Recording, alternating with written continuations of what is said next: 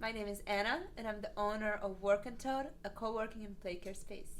My name is Michael. I'm a former school principal and teacher, and I'm also a mom and stepmom to 4 kids. So, hi, Michael. Hi. So, my question to you is this. So, I know kids go to school because I have a kid and he's going to go to school, but I'm learning just now that there isn't just one type of school. There is a public school, there is a private school, there is a charter school. I think there's a gifted and talented school or program. Like, can you break down to me different types of schools and how are they different? What makes them different? Yep. So I would say in New York City, the biggest designation is between kind of public schools and private schools. Mm-hmm. The thing that becomes somewhat murky is the different kinds of schools do receive different kinds of funds. Mm-hmm. So I would break that down further and say you either have schools where you pay for your child to attend and schools where you don't pay. Mm-hmm. Schools that you pay for your child to attend are typically private or independent schools. I'm going to leave that to the side for now and not touch on that because there's a whole host of different kinds of independent private schools. For now, I'm just going to talk about schools that are free that your child would not pay to attend.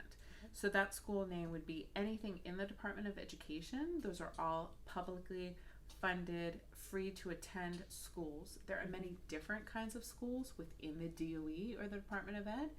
Then the charter school networks are all not a part of the Department of Ed.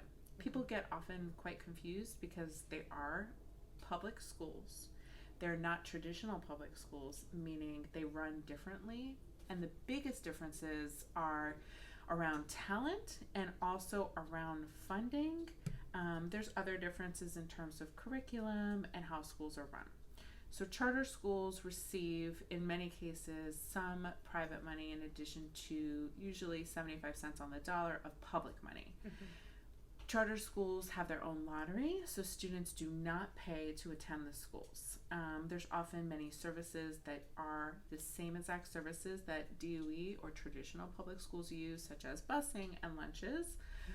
There's different kinds of charter schools. There's what we call kind of standalone mom and pops, and then there's also charter school networks, which are larger networks that people are often familiar with, like Mm-hmm. Success, Uncommon, Achievement First, KIPP. Those are some of the biggest charter school networks that are in New York City, or CMOs.